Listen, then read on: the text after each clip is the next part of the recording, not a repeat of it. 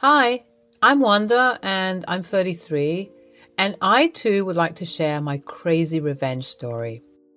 All right, so let's talk about my life with Liam. We've been married for a solid 10 years, and for the most part, it's been smooth sailing. Well, except for this eensy teensy problem my mother in law. Now, don't get me wrong, I love Liam to bits, and that's why I put up with all the crazy stuff his mom pulls. You see, Liam is Tabitha's precious baby boy, and I mean precious. He's the only boy in the family, and she has this weird obsession with him. It's like he's the last slice of pizza, and she's afraid to share him with anyone. From day one, I noticed Tabitha's overbearing nature.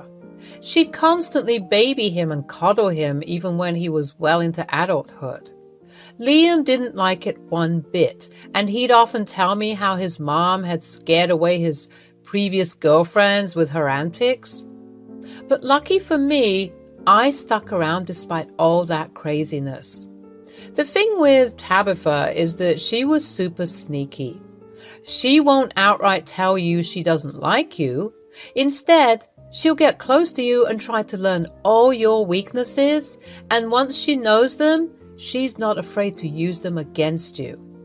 Liam would try to talk some sense into her and ask her to stop meddling in our lives, but she wouldn't listen. She'd just give us this innocent smile and then go right back to her shenanigans. It was like a never-ending battle, and honestly, it was exhausting. But hey, when you love someone, you learn to tolerate their crazy family too, right? Right.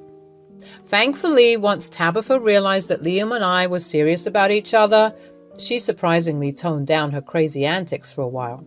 I guess she finally saw that I wasn't going anywhere and she couldn't easily scare me away. I mean, I'm tough as nails, and I wasn't going to let her interfere with our relationship.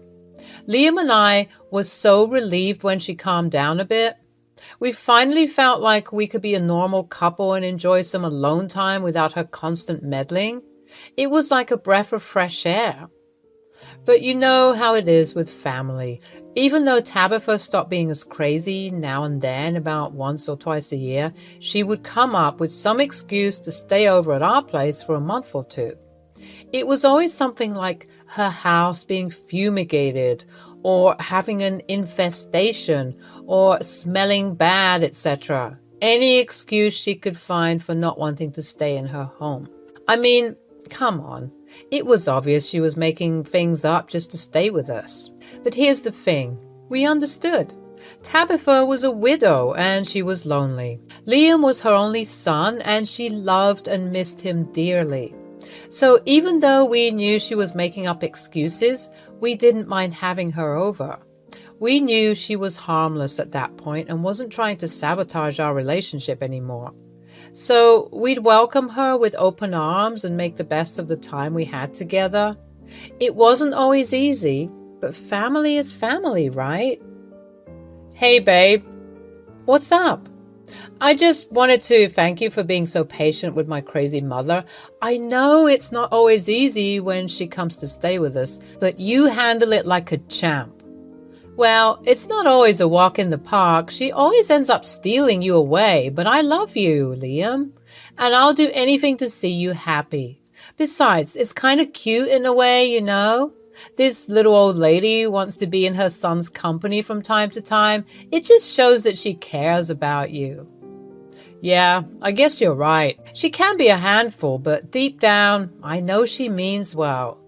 It means a lot to me that you understand that and are willing to put up with her occasional visits. Of course, Liam. We're a team, right? And family is important. Your mom may drive us a bit crazy sometimes, but she's still your mom and she's a part of our lives. So I'll welcome her with open arms whenever she wants to stay, even if she comes up with some wild excuses. You're amazing, you know that? Thanks for always being there for me and putting up with all of us, the good, the bad, and the crazy. It was one of those typical days when Tabitha came for her usual visits. We were all hanging out together as a family, catching up and enjoying each other's company. Tabitha and I were sitting on the couch watching TV, and the topic of attractive celebrities came up. We spent some time giggling and chatting about our celebrity crushes, and it felt strangely nice to bond with her over something so casual. It was a side of Tabitha I hadn't seen before, relaxed and just enjoying a simple moment together. Oh, Wanda, did you see that actor on the TV?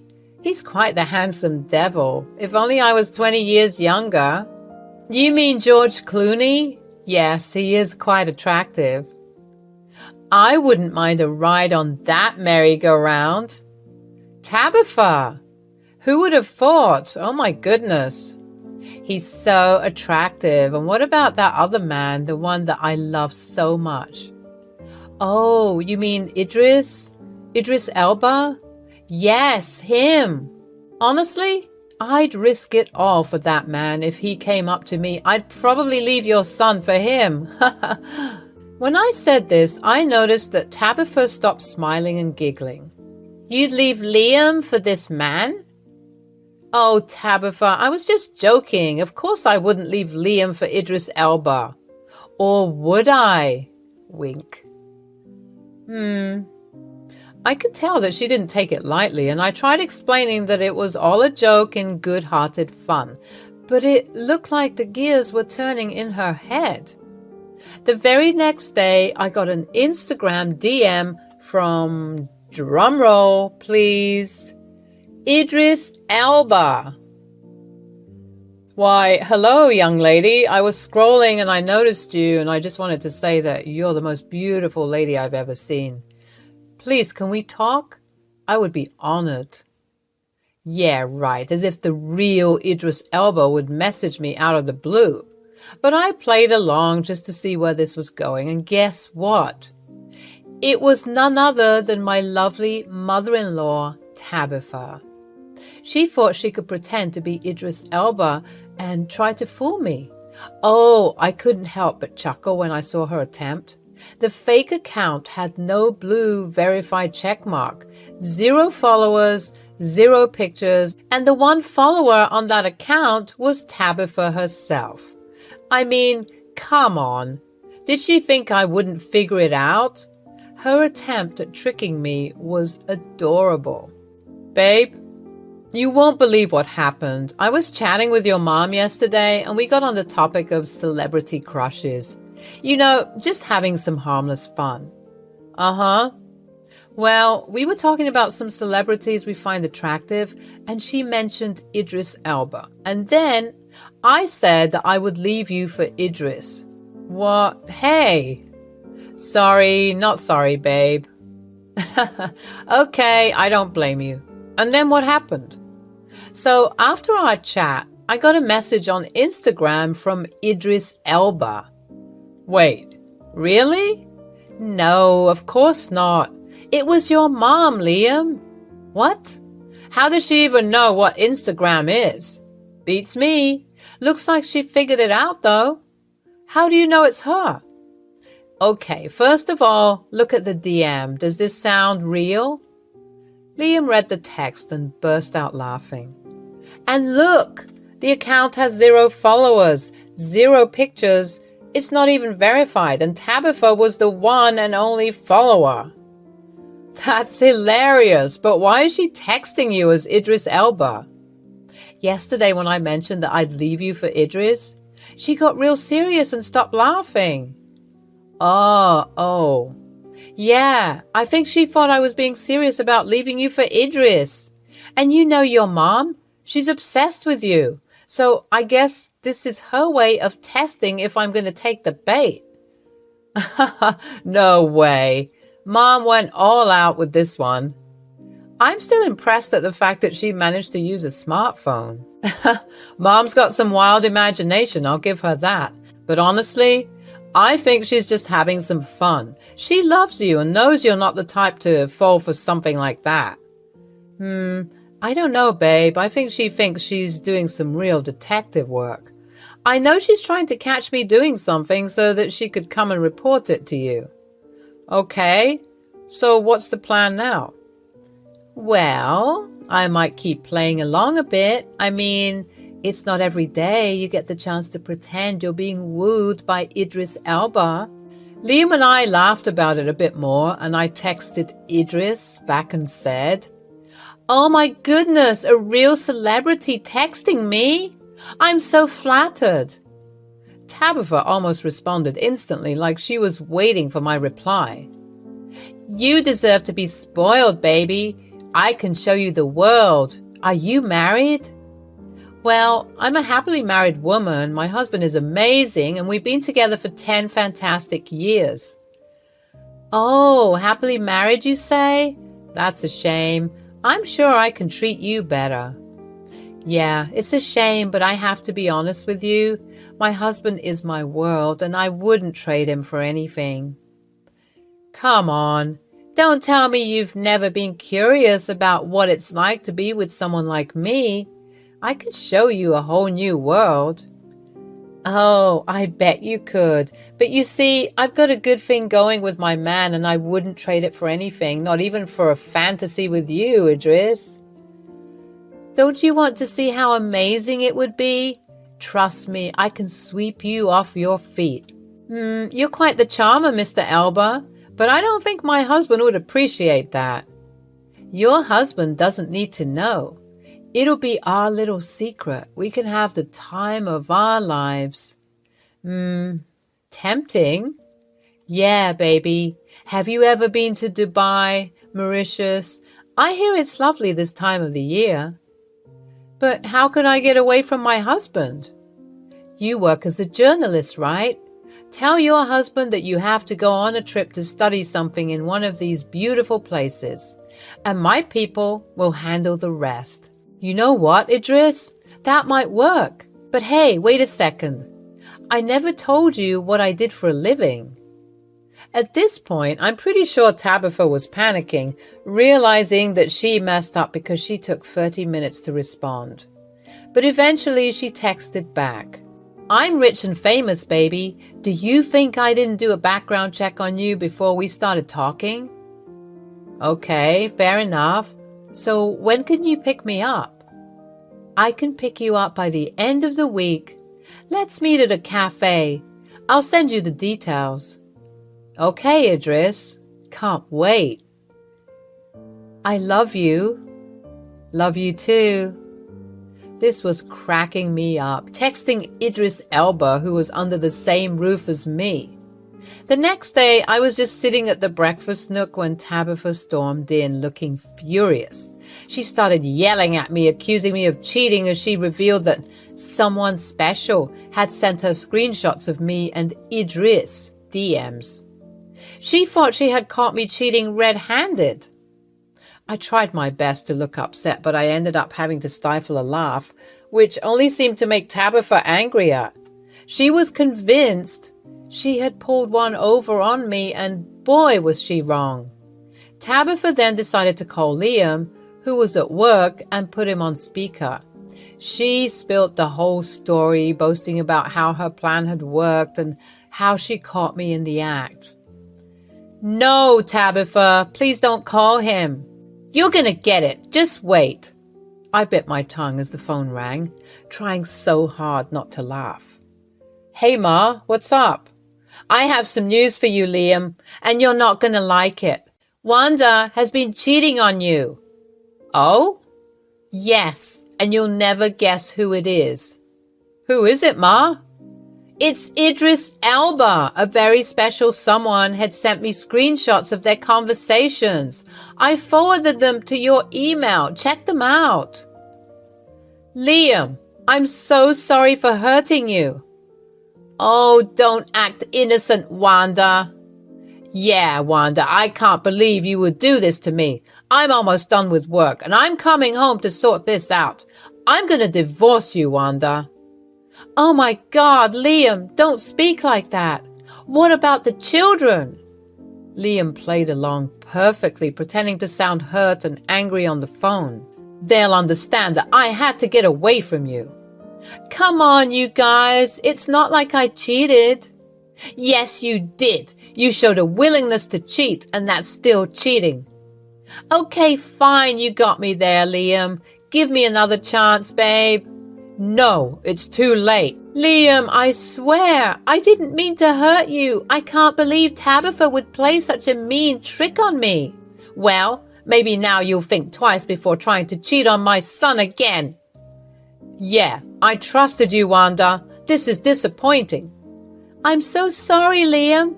I'll do whatever it takes to make it up to you.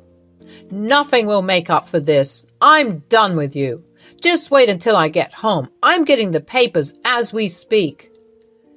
Then Liam hung up the phone and I had to keep up this charade until he got home. Tabitha looked so proud and smug about what she thought she'd accomplished, but she was in for a rude awakening. When Liam got home, he stormed into the house with a serious expression, and he looked right at his mom, Tabitha, saying, "Idris, it's time for you to pack your bags."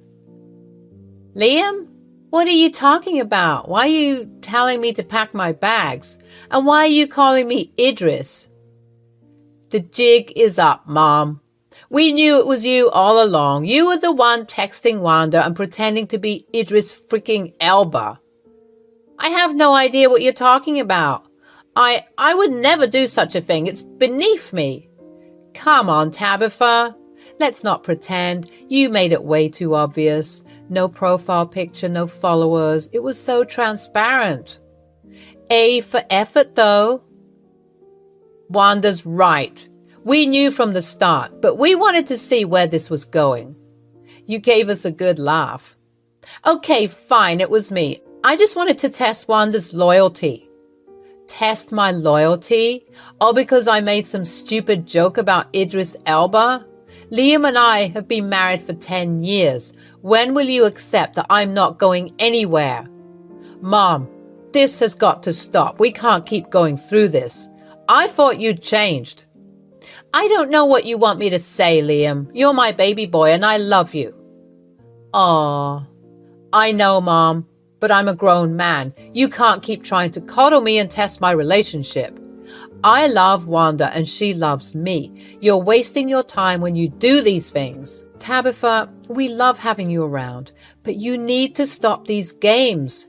We're a family, and you can't keep trying to sabotage that. Wanda's right.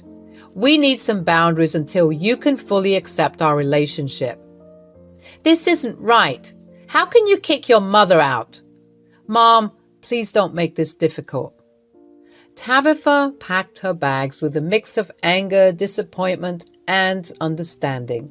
It was a tricky moment, but Liam and I knew it was necessary. Do you think we've been too easy on her over the years? Probably. I mean, that's why she did what she did, isn't it? She was digging for any excuse to get us to break up. Yeah, it's crazy. Maybe you need to check your mom into a mental hospital or something. Hey, ouch. I'm not trying to be funny. I'm being serious. Someone who would go to such lengths can be dangerous. We had good fun because she's a little old lady. She can't hurt us if she tried, God bless her soul. But I feel like some deep attachment issues need to be discussed. You're probably right. I was glad that Tabitha got this much-needed wake-up call. She was always acting like she could get away with things just because she loved her son. And as much as this was something I found funny and played along with, someone who is willing to sabotage something for no good reason needs to be taught a lesson. Tabitha came up to me before she left, looking somewhat annoyed and defeated, and said, "I'm sorry for trying to trick you, Wanda. I just want Liam to have the best." It's okay, Tabitha. I accept your apology, but we need some space right now. Maybe you should go back home and spend some time alone. Not in isolation, but in solitude. Tabitha looked a bit hurt, but she nodded. You're right. I guess I got too clingy and attached to my son.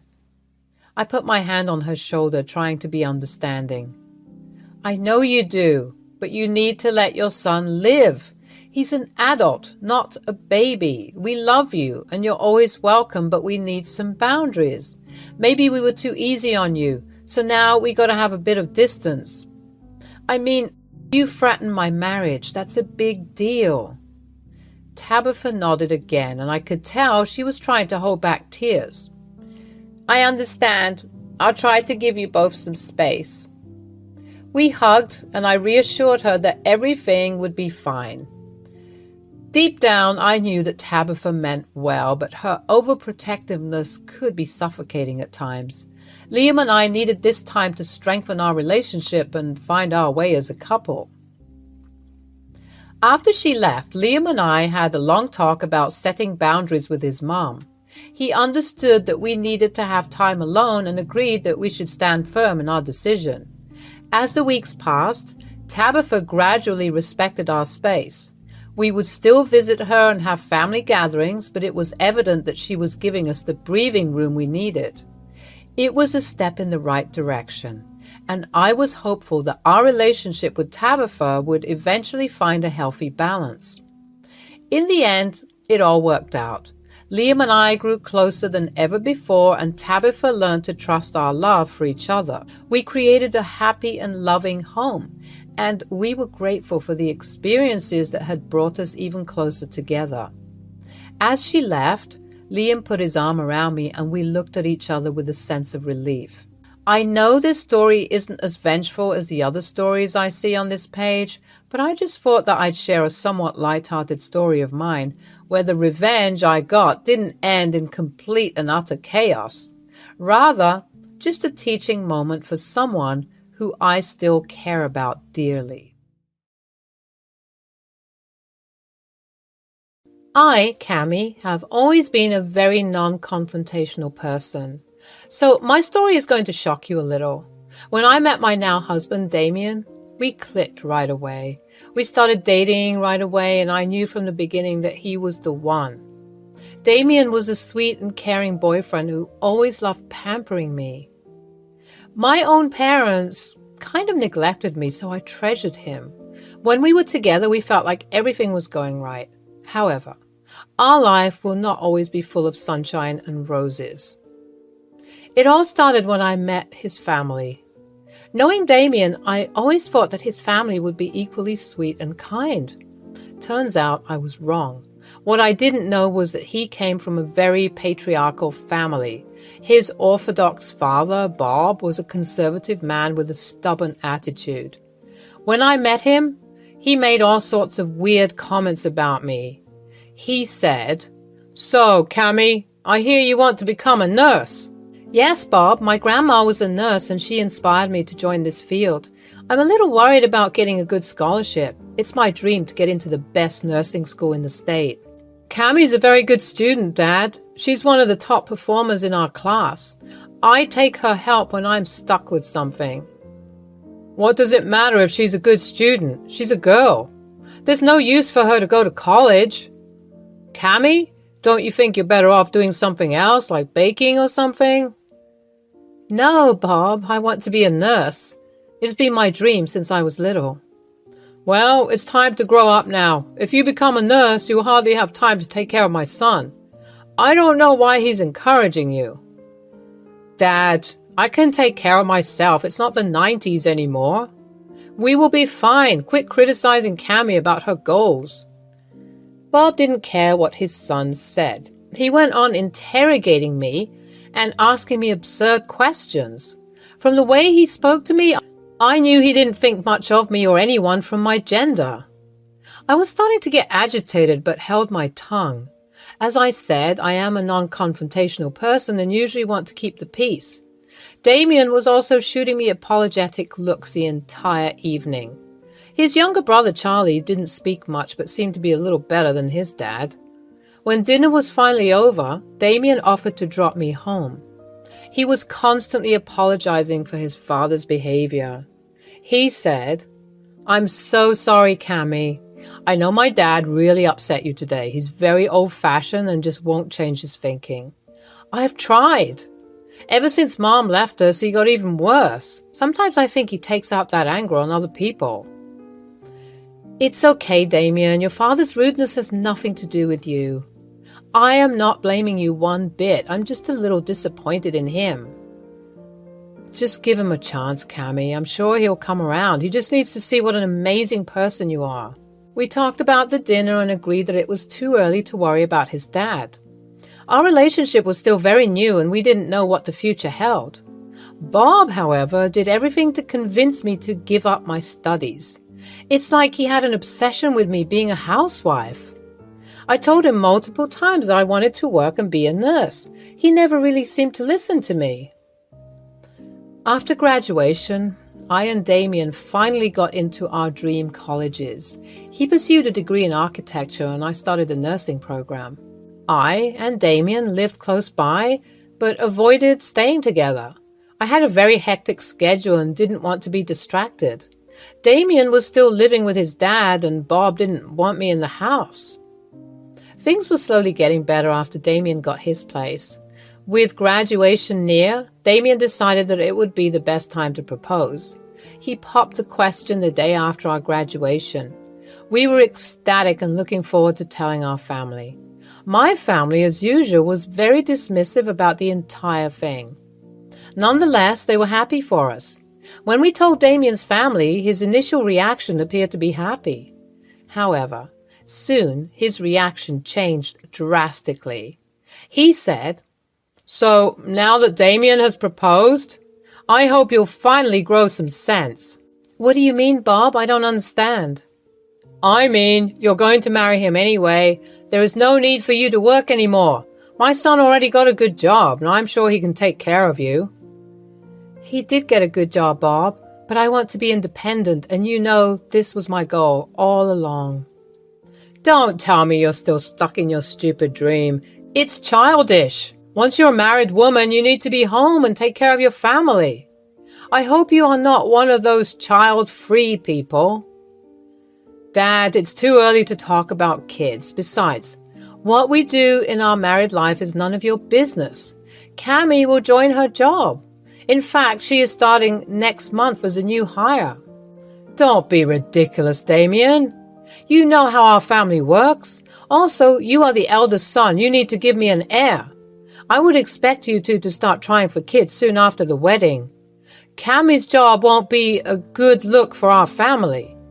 How is she going to manage the house anyway? You will be left with all the chores and childcare. That's not what men do." "Bob, I will manage everything just fine. We will split the chores. It's not like I will neglect Damien and our future family when I work. You can have faith in me." "That's easy for you to say. No wonder your parents don't keep in contact with you. If you were my daughter, I wouldn't let you join college anyway." Bob's words were incredibly hurtful to me. I genuinely thought that he was going to change. However, it seems that he will always see me in a bad light just because I am a woman. At this point, I was ready to cut him out of my life. He was even criticizing Damien for not keeping me under control. It was bizarre. However, when I talked to Damien about the situation, he said, "Cammie, I know Dad is not the nicest person, but he is still my dad. My mom had already abandoned us. I can't leave him too. Besides, I have to think about Charlie. He needs my help right now." "But Damien, I can't be around your toxic dad anymore. Did you hear what he told me? Do you think we should reward this behavior?" "Absolutely not, Cammie. I don't support his behavior in any way. All I'm saying is going no contact is not an option. If you want, you can stay away, but I have to look after him and Charlie. I promised I wouldn't abandon them." "Fine, Damien. But promise me you will walk away when he becomes too much." "I promise, Cammie. I will always stand up for you when Dad bullies you. You can be sure of that." With that, I thought he had made the right decision. When Bob was informed about this, he did throw a fit. Bob started to berate Damien for allowing me to disrespect him. He wanted to be treated right, and I had to be a good daughter-in-law to him. Too bad I wasn't going to be the ideal daughter-in-law he had envisioned. Thankfully, his target for a prospective daughter-in-law changed when he met Laurie, Charlie's girlfriend. She was everything Bob wanted in a daughter-in-law. Needless to say, Laurie quickly became his favorite.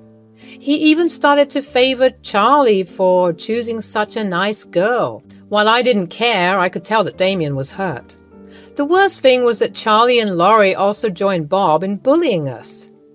During our wedding rehearsal, they sat with us and criticized all my choices for the wedding.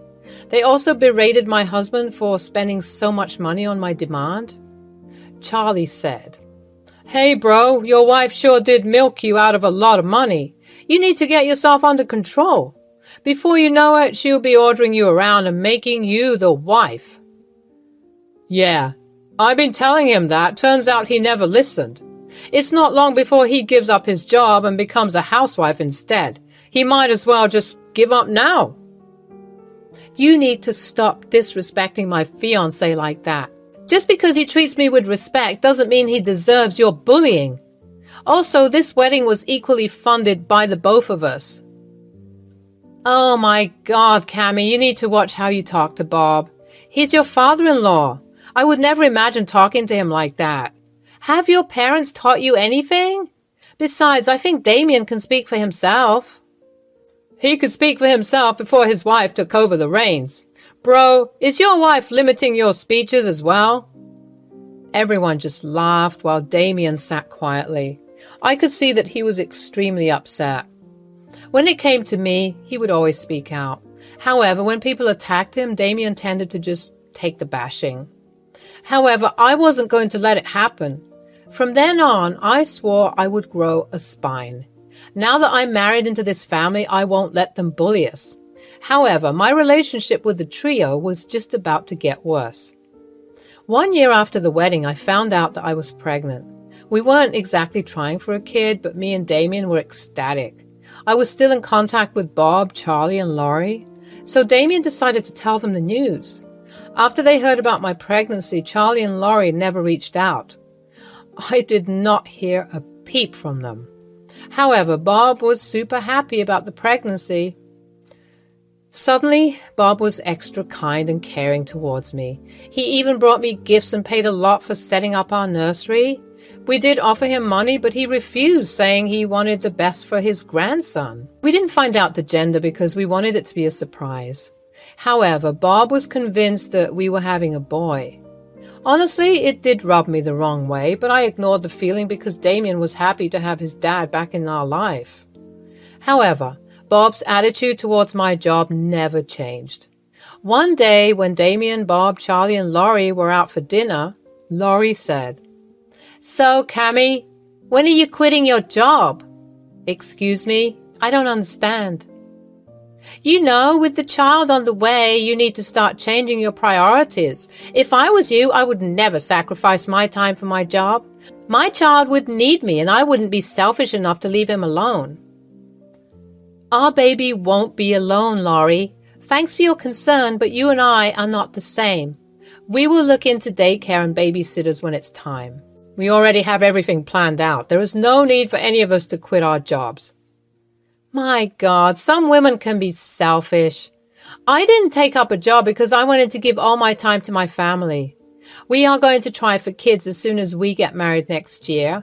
I can't imagine being away from my kids when I go to my job. That's exactly why I never looked for one. Cammy, if you don't want to be a bad mom, you better listen to Laurie. I'm lucky she knows exactly what a wife should be doing for her family. We don't care what your wife does for you, Charlie. I and Laurie will be equally responsible for the child. Now, there's no need for a fight. I'm sure Laurie will figure everything out once my baby boy arrives. Who knows? You might just charm her into staying back. I was getting irritated by the conversation, but didn't escalate it any further. Having a meltdown in the middle of dinner won't be good for the baby. Damien also looked pissed and told them that we were leaving.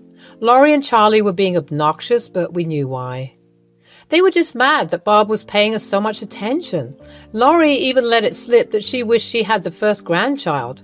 I found her comment strange because no matter what, grandparents would love all their grandchildren. Again, I was dead wrong. When I finally gave birth after 8 months, we found out that it was a girl. Me and Damien were over the moon because, frankly, we were looking forward to the baby girl. Damien and I didn't have any sisters, so we wanted to have a baby girl in the family. Charlie and Laurie also seemed to be happy. However, they weren't happy for us. You see, the moment we told Bob about his granddaughter, he just looked surprised. He refused to believe we had a girl. Bob came to my room and said, Is this true, Cammy? You had a girl? That is impossible. My first grandchild cannot be a girl. Damien is the oldest and he needs to have a boy. How am I going to get an heir now? Damien, are you sure she didn't cheat on you? Our family doesn't have girls. There must be something fishy. Dad, Cammy didn't cheat on me. We had a girl. What does it matter if your grandchild is a girl? Aren't you happy to be a granddad? Absolutely not. I was being nice to you because I thought it was a boy. If you had found out the gender and told me, I wouldn't have made the effort. Dad, are you serious?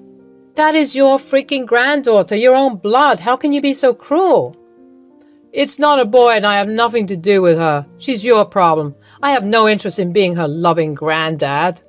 I expect you to pay me back for the nursery. You have scammed me.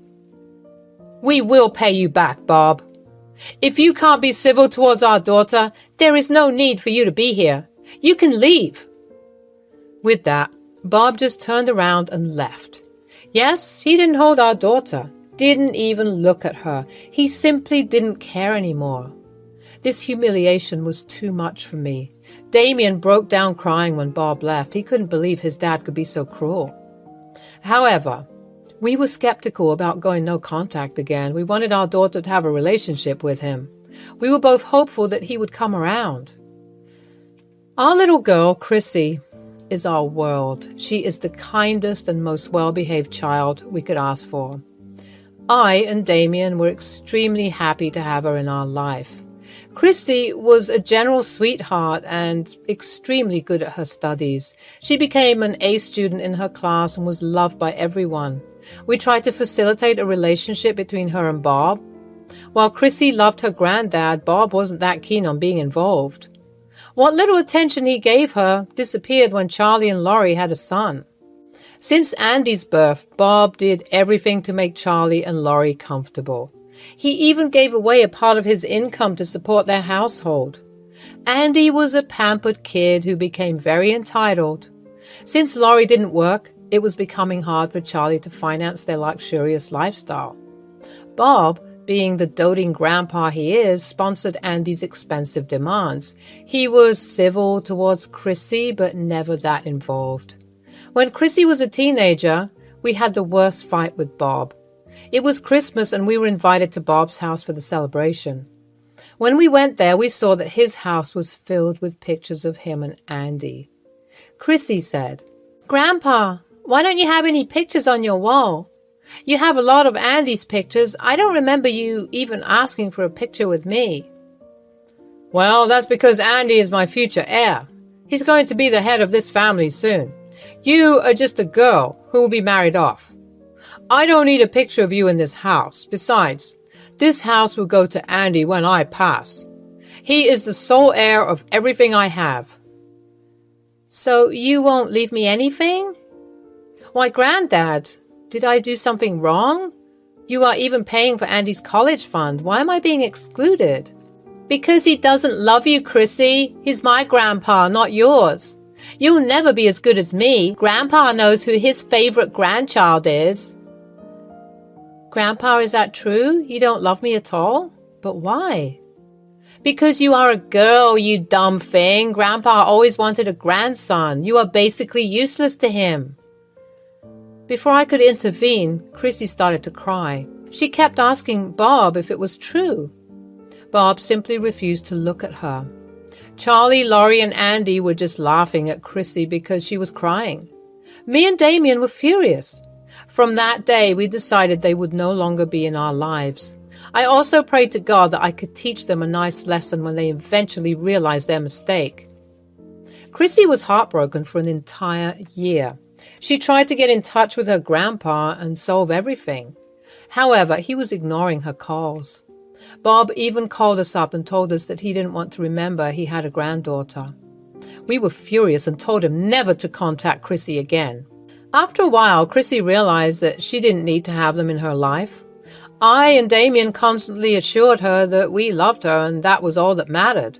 We put her into therapy to get better. A few years later, Chrissy got into a great college. Her grades were amazing and she easily landed her dream job as a software engineer. By the end of 1 year after college graduation, she was earning a very high income. We were super proud of her. She had outshone almost all her peers. Andy, on the other hand, was not going so well. One day we suddenly got a surprise visit from Bob. He hadn't visited us since the Christmas dinner, so it was rather confusing to have him here. Damien was extremely mad and immediately told him to leave. However, I was really curious and wanted to hear him out, so I invited him inside. "What's the matter, Bob? You haven't shown up here since the Christmas dinner. Hell, you didn't even call us except to say you don't want to be in contact." "I know, I was just caught up with work. It's been years, so I thought I should visit." "Cut the crap, Dad. Just tell us what you want. I know you better than to expect anything pleasant."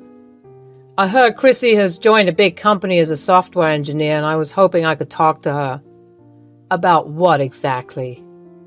"You see, Andy had dropped out of college. I did my best to support him, but he just wouldn't take his studies seriously. He blew through his tuition money on alcohol. I did take a mortgage on the house for his college, but he has spent it all. I was hoping Chrissy would be able to help him get a job." "Are you serious right now? You want Chrissy to vouch for your loser grandson?" "We are family. I'm sure Chrissy will want to help her little brother." "Wait here. I'll be right back." I went to my room and brought out my old phone. I didn't use it anymore, but it was special for a reason. I opened my phone and selected a picture. Then I showed Bob the picture. It was the same photograph of him and Andy that Chrissy saw in his house.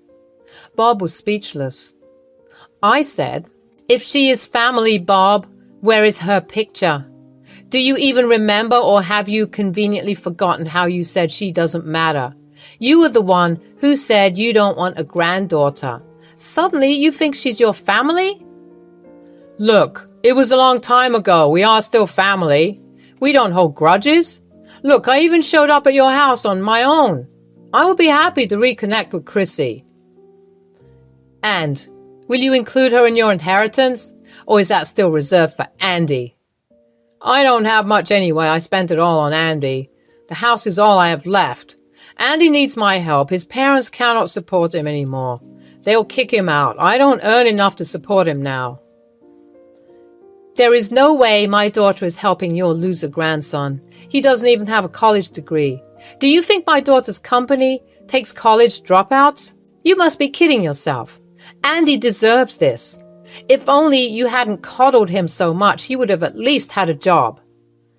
"You made your bed, and now you need to lie on it.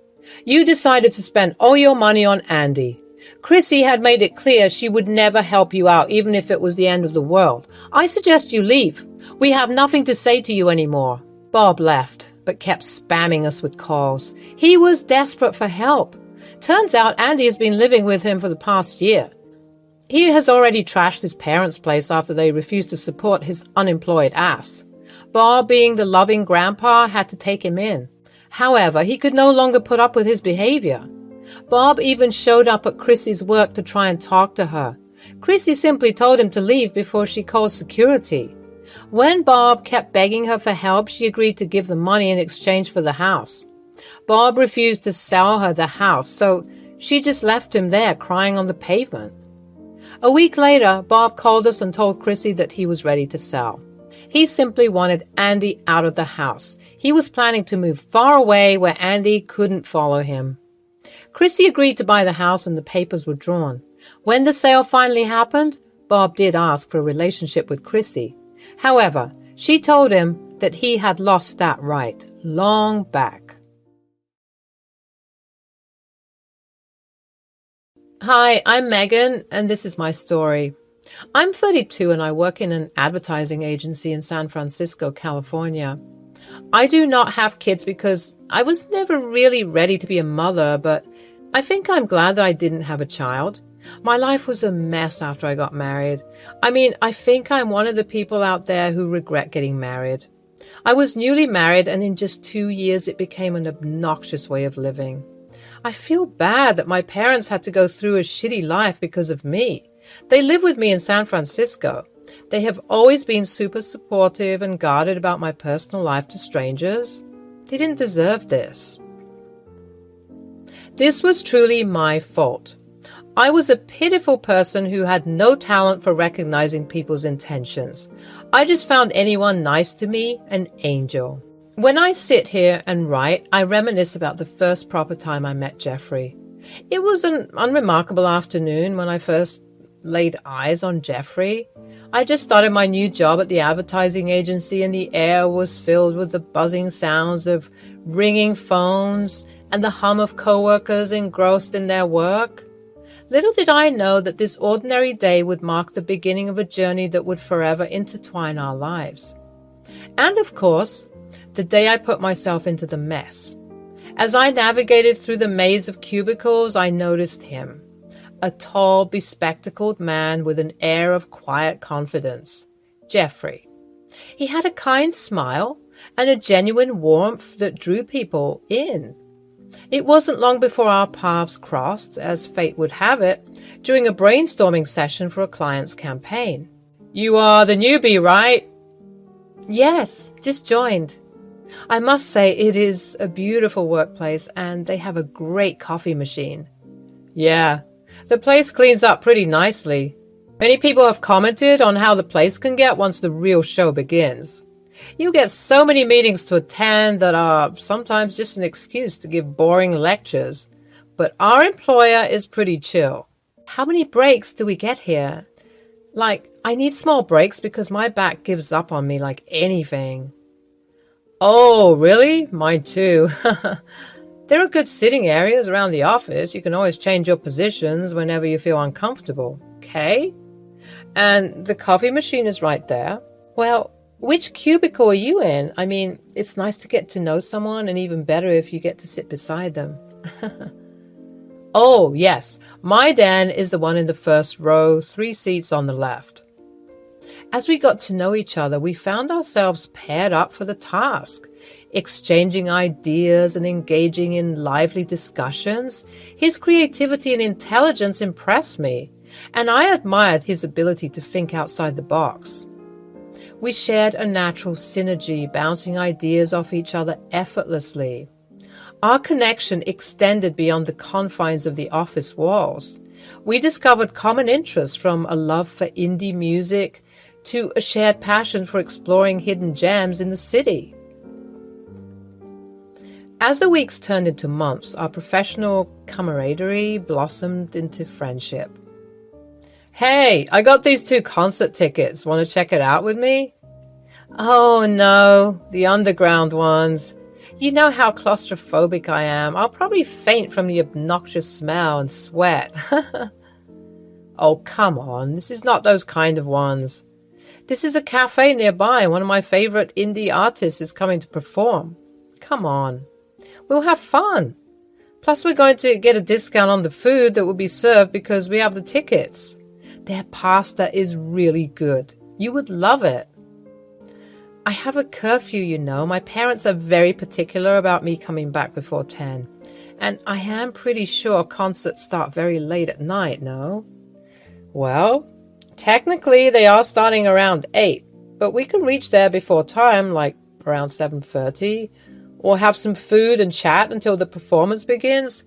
We can rest a while, and I promise I will drop you home by 9:45, okay?" "Oh, okay, fine. But if this turns out boring, you will pay for everything." Friendship brought us closer, and it helped us get to know each other even more without feeling any sort of attachment. And all the must-be's and would-haves. Just plain old buddies hanging out. We thought this wouldn't spark any further until an impromptu after-work gathering that the spark between us truly ignited. Amidst the clinking of glasses and laughter, we found ourselves lost in conversation, our voices drowning out the noise around us. Time seemed to stand still as we delved into deeper topics, revealing our fears, dreams, and vulnerabilities. That time, I realized that Jeffrey saw me, not just the professional facade I wore during office hours, but the person beneath the surface. And I saw him too. His passion, his kindness, and the way his eyes lit up when he spoke about his dreams. It was then that I knew there was something more profound brewing between us. Months passed and our friendship evolved into something deeper. We navigated the delicate dance of courtship, cherishing the stolen moments of shared laughter and stolen glances. With each passing day, our connection grew stronger until it became undeniable. We were falling in love. Everything sounds fluttery and nice, doesn't it? I know, because it felt like that at that time. But he was such a sly human being. The red flag was he was a total mama's boy. He would call his mom and talk to her in a babyish voice. He would have a different demeanor. He would whimper and giggle like a little child. I was shocked to see a transition like that. And he created a different personality in front of his mother. The things he would share with me, he would hide from his mother.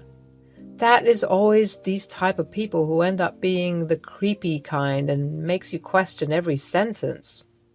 One day when he finished his call, I reluctantly interrogated him. Was that your mom?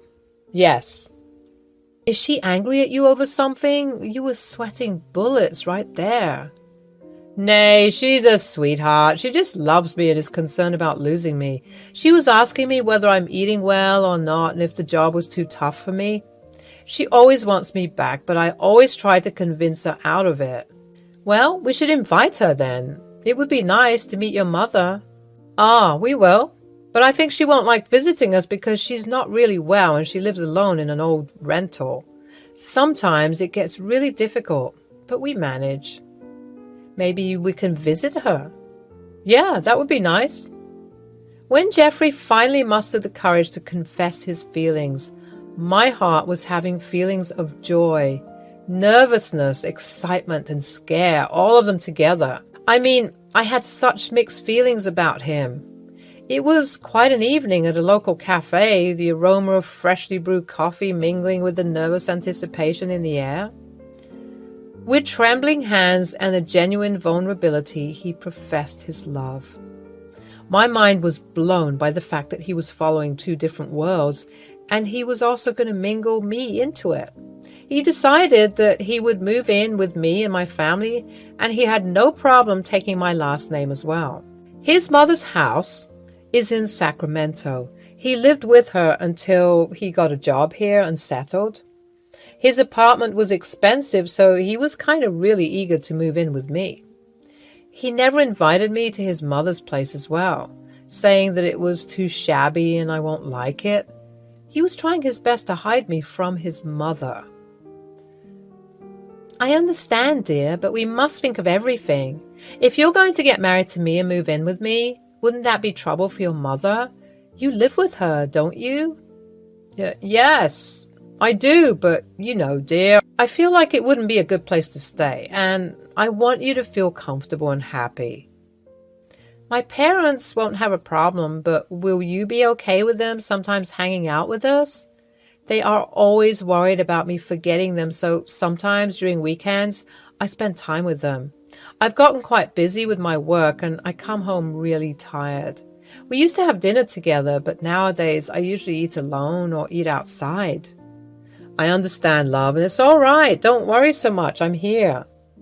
But then what about your mom? Will she be okay? I will try to make time for her. During the times you go out with your family, I will visit my mom. Look, we're a team, right? We can make anything work if we put our minds to it. Our wedding day was not extravagant or grand, but it was filled with mixed emotions. As I stood at the altar gazing into Jeffrey's eyes, I knew that I had found my partner, my confidant, and my best friend, but also a secretive mother worshipper who also hides his real personality. Sometimes I wondered which one was his real side, the one he shows me or the one he shows to his mother. That evening, our journey had come full circle, from colleagues to friends, and now as husband and wife. But things took a sharp turn. I didn't know that the change would happen drastically. It felt like there was a small dent in our perfect picture frame. I find myself grappling with a peculiar sense of simplicity and monotony. Two individuals embarked on this marital adventure filled with dreams, hopes, and expectations. Yet, as time unfolded, our days seemed to settle into a rhythm that can only be described as unremarkable, even boring. From the moment we exchanged our vows, we vowed to be there for each other through thick and thin. Our love was simple, and our commitment was unquestionable. At least I wanted to try. But little did we realize that amidst the grandeur of our dreams, the reality of a simple and mundane married life would soon take hold. While Jeffrey was making arrangements to leave the apartment, I had a talk with my parents about the fact that he was moving in with us. "So, how's everything with Jeffrey?" "Hey, it's good, but sometimes I can't help but feel like something is off. I mean, Jeffrey's an incredibly talented guy. He's sweet and kind and does so well in his work. He and I have so much in common, but he has a strange side to himself as well." "See, dear, I told you the other day that my daughter has ended up marrying a creep. He looks intelligent and sharp, I don't doubt that, but his eyes are. I don't like his eyes. He also has immature and childlike behaviors which look kind of odd." Let us hear what she has to say before we jump to conclusions like that. I mean, Dad is right in a way. He does have two different personalities, actually three. He acts differently when he's working. With me, he's more or less chill and happy, but with his mother, there's an observable shift in his behavior. So he's a mother's boy, natural thing. The only child is a boy and the mother is a divorcee. I wouldn't be too surprised. Have you met her? I haven't. I mean, I told him a couple of times, but he's always hesitant about it. He said that his mother is ill and doesn't like the company of people. That is nonsense. You are his bride now. That is a basic decency to want to meet his wife. I mean, I'm not saying that it is compulsory, but it is what you say, a courtesy. Oh yeah, one more thing. Jeffrey wants to move in with us. Like, he would bring everything from his apartment and... What? No, I don't like him. I feel like he would be using you, and why isn't he letting you stay with him? Not like that I want you to go away, but I need to see his terms and conditions. Apparently, he says that his apartment is not that well put, and he doesn't want me to feel uneasy. Strange. In the early days of our marriage, I noticed how often Jeffrey would consult his mother before making decisions, seeking her approval and validation. It seemed as though her opinion held more weight than mine, his wife. At first, I tried to brush it off, thinking it was just a result of their close relationship. But as time went on, I realized that it was much more than that. Jeffrey's mother, Martha, had always been a dominant presence in his life. She had raised him as a single mother and had instilled in him a strong sense of loyalty and duty towards her. It was clear that he felt responsible for her happiness and would go to great lengths to ensure her approval. As the years went by, I found myself playing second fiddle to Martha and Jeffrey's life. Our plans and dreams took a backstage to his mother's desires. Whether it was choosing the color of our new living room or deciding on a vacation destination, Martha's opinion was paramount.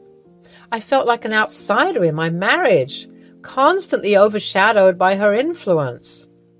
My attempts to address the issue were met with resistance from both Jeffrey and Martha. They couldn't understand why I was bothered by their close bond. They saw it as a sign of love and devotion, whereas I saw it as an unhealthy obsession that was slowly tearing us apart. Jeff, are we still going on that trip to Italy, right? It is our honeymoon. Yes, we are. Don't worry. I'll be booking the tickets soon. Your mother is not in immediate danger, right? No, not. She'll be fine. I took her to the doctor the other day. She's pretty stable. I think she'll be fine. It soon became clear that Martha held an intense dislike for me, and she didn't hesitate to manipulate her son in an attempt to drive a wedge between us. At first, I brushed off Martha's behavior as typical mother-in-law quirks, thinking that with time things would improve. But as the months went by, her actions became more calculated and hurtful. She would call Jeffrey and subtly undermine me, making disparaging comments about my character and constantly question my ability to be a good wife. Her disapproval loomed over our marriage like a dark cloud. It was heartbreaking to witness how easily Martha could sway Jeffrey's opinion and emotions. She knew how to play on his vulnerabilities using guilt and manipulation to cast doubt on our relationship. It seems as though every time we had a disagreement or faced a challenge, she was right there, whispering poisonous words in his ear, planting seeds of doubt and dissatisfaction. Martha's tactics created a toxic environment that left me feeling isolated and helpless. I desperately tried to maintain my composure and remain strong for the sake of our marriage. But her relentless campaign against me took a toll on my emotional well-being. I constantly questioned my self-worth and wondered if I would ever be enough to overcome her influence. There is one time she called Jeffrey's phone and I picked it up because he was in the bathroom, and it was my golden chance to confront her. "Yes, this is me, Jeffrey's wife." "Oh, the one who took my son away. Why do you have his phone?" "Look, I don't want to cause any trouble. I'm just here to know if my son talks about me to you." "Oh, yes, he does." "You manipulated him to stay with you. He comes to me seldom nowadays, all because of you. I always told my son not to fall for girls like you, but you bewitched him by showing him your property and money and looks." "Look, I said no such thing to him. He was the one who wanted to stay with me. I discussed it with him. That is not what we decided on. I love your son. Please try to understand I always ask him about you." Martha cut the call. She made a scoffing noise of disgust. I realized this was going nowhere. Our Italy trip didn't happen. My job made other plans. We were told to go on a small business-related trip to Korea. One of our marketing agencies wanted to collaborate with their brand. I had to go. I apologized to Jeff a lot, but he was strangely okay with it. He just told me to have fun and call him from time to time. I was feeling so low about our trip getting cancelled, but he didn't seem to feel anything at all. Is he really okay with it, or is he suppressing his actual emotions? I told him I would be back in a month. The day I left, my parents were there, but strangely, Jeffrey wasn't. When I called him, he apologized and said that he took his mother to the hospital for an emergency. He felt bad for not being there. I didn't say anything much to that. The Korean trip was wonderful and everything seemed pretty well. I managed to video call Jeffrey, but he was always in a rush. At first, I didn't think much of it. I thought maybe he was busy or something. But when I called my parents, I got to know a different story. "Yeah, he's been here, but he hardly talks to us. He shifted permanently here after you were gone. He does not spend much time with us, just a simple hellos and highs." I see. Anything else? What is he doing and all?" "Well, no, he always seems to be in his room and doing work or talking late at night with someone. Maybe his mom? I don't know." "Okay, is he going to the office?" "Well, he does go somewhere and comes back home during dinner time. He has brought some kind of stuff with him, like some game stuff, a stereo, a camera stand, all that." "Oh, okay, well, all right, I'll try to talk to him again. Thanks, Mom. Take care." Things were getting quite complicated. Suddenly, one day, a few weeks before my flight back to Cali, I got a phone call from my mom. She was devastated and crying profusely. I was baffled by whatever happened, so I calmly told her to explain what happened. She said that Jeffrey brought his mother to our place and locked them outside the house. They went for dinner, just the two of them. Jeffrey took that opportunity to seize them. They took shelter in a motel just for the night. I was furious. disgusted and felt like a ticking time bomb. My heart was beating so fast I was scared it would explode. I knew this man needed a lesson. I had some neighbors who loved my parents. They would do anything for them. Cops were called, but they thought this was a silly case and that I needed to be present to take action. I took an instant flight home. By instant, I meant it took me 2 days to get a ticket. By the time I reached, it was midnight. That fool didn't know I had a spare key with me at all times. I called a few of my neighbors and they were purely shocked at how my parents didn't go to them for help. I and a few others marched towards the house. I unlocked my house and there he was. Jeffrey was watching TV with his mother, laughing. I freaking went and held him by the collar and started thrashing him, even pulling some of his hair out. My neighbor took the helm by seizing his mother. I never felt this amazing hitting someone, and he deserved every ounce of it. But babe, look, I can explain. My mother was ill and I was scared she would die. Your parents were against it. You are a piece of filth. How dare you throw my family out of my house? And you thought you would get away with it? How freaking dare you? You mother my foot. I don't give any shit about her. You deserve every bit of this fist of mine, you absolute filthy scumbag. But wouldn't you have done this for your mother? Never. I'm not like you. My neighbors would have probably killed him if I didn't control my temper. The police were called and they were taken for further investigation. Meanwhile, I threw and burned all his property, his gaming console, his posters, everything. That piece of filth deserved no sympathy. The police reported that he snuck in his mother and let her stay in our bedroom. He was supplying everything to her secretly. After that, I signed a divorce claiming that he should give me and my parents a percentage of the amount every month as punishment for invading and taking over my property. I demanded he go back with his mother to Sacramento. He was no longer welcome here. I don't care about his financial security anymore. He was a liar and a disgusting human being. I installed surveillance cameras everywhere and strengthened the security so that there is no way he can do anything fishy. Well, ever since that, I made sure whoever I meet gave me full clarity about themselves before I planned to go ahead with it any further. I even changed my job and got myself a work-from-home job. So that's good.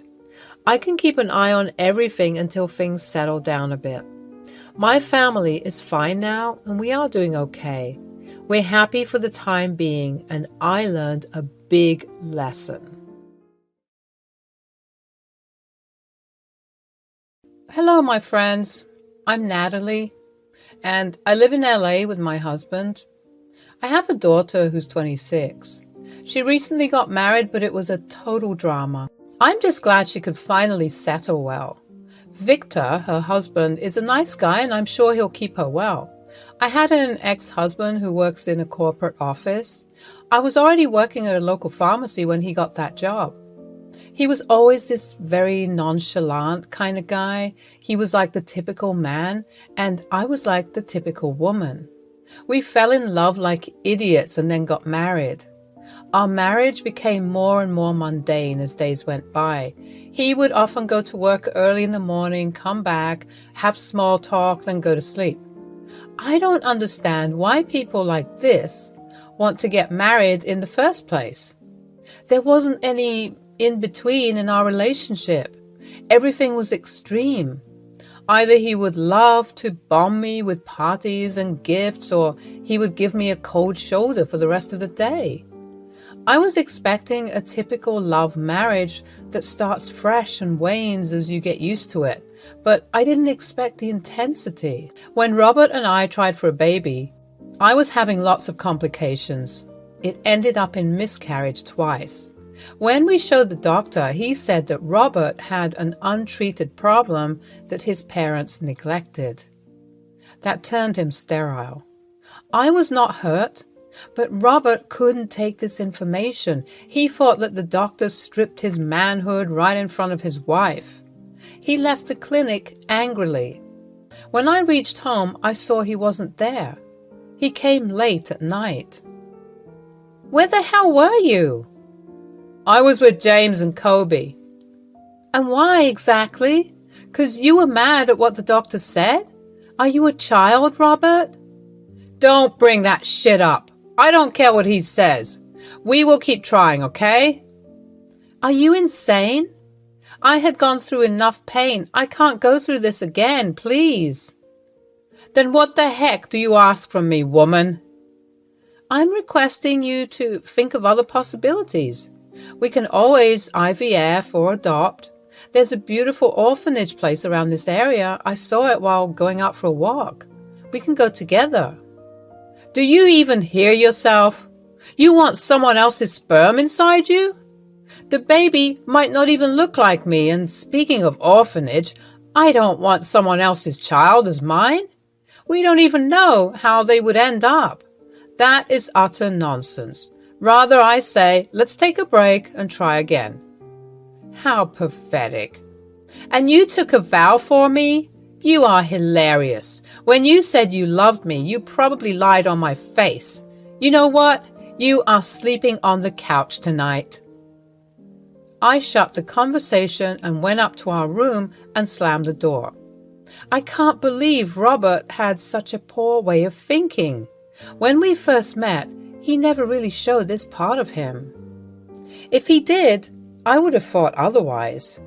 I always believed that marriage was supposed to bring happiness and fulfillment, but my own experience with Robert shattered those expectations.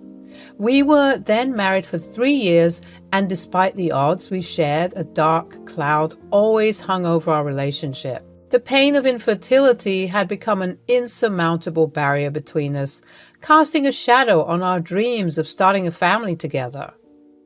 Robert was still hell-bent on not adopting or getting an IVF. This gradually eroded my happiness. I yearned for the joy of motherhood, the laughter of children echoing through our home. Are you going on another trip? Didn't you say this was your last? I need to clear my head, dear. Why don't you go to your mother's too for a while? Maybe a woman talk might help you think rationally. Plus, you need a break from all this. And where are you going this time? Plan for the Maldives. A friend of my close colleague has a nice hotel and invited him and his friends to visit. So I booked a ticket. I hit the jackpot in this one. He said he would pay for everything. All I needed to do was spend on the extras that were not under the hotel's vigilance. I see. Well, did you ever consider that your wife might need a freaking trip too? Robert glanced at me slightly. His fork came to a halt. His eyes sharply observed the table. Where's the salt? The pasta isn't salted. Can you give me some? Robert? Oh, just shut up. The problem is with me, okay? I'm in much more pain than you. Why do you keep whining in my ears like a spoiled 6-year-old? Oh, how mature of you, Robert. How freaking mature. Do you even see me? What am I going through? I at least tried to tend to your needs and everything else. I have given my all. What are you giving me? Robert gave me a death stare. He just took his plate and went to the couch to watch some TV. I sat there silently contemplating my future with a man who gives no shit about my feelings. My friend Lola had always been my constant support in times of such circumstances. She came to visit me when Robert was out for work. I'm so happy you took a day off today. This was a definite must. Yeah, I guess. So, how's everything with Robert? I sighed. I didn't know what else to say. I felt like I always dragged her into my mess. Natalie, you've seemed distant lately. Is everything okay between you and Robert? It's been hard, Lola. Ever since Robert found out he's sterile, he's become emotionally distant. It's like he's lost his sense of self and shut me out. Lola places a comforting hand on my shoulder. I can only imagine how difficult this must have been for both of you. Infertility can take a toll on even the strongest of relationships. Have you talked to him about how you feel? I've tried, but he shuts down whenever I bring it up. He's built this wall around himself, and I don't know how to break through it. Lola's eyes convey empathy as she offers her perspective. Natalie, it's important to remember that Robert is going through his grief and feelings of inadequacy. Perhaps he needs some time to process his emotions. But that doesn't mean you have to face this alone. I just miss the connection we used to have. We were always there for each other, and now it feels like he's slipping away. You're right to feel that way, Natalie, but sometimes people need a reminder of the love and support they have. Have you considered seeking couples therapy? A safe space to express your concerns might help bridge the gap between you both. I never thought about that. Maybe therapy could provide the space we need to heal together. Thank you, Lola. I needed this perspective. When I confronted Robert about this discussion, he got more agitated and angrier at me. He hated the fact that I shared our problems with Lola. So, now I'm becoming one of your gossips, right, hon? Baby, you're getting me wrong. I just wanted to vent out, that's all. And you know Lola is a nice girl. She would never make a big deal about it.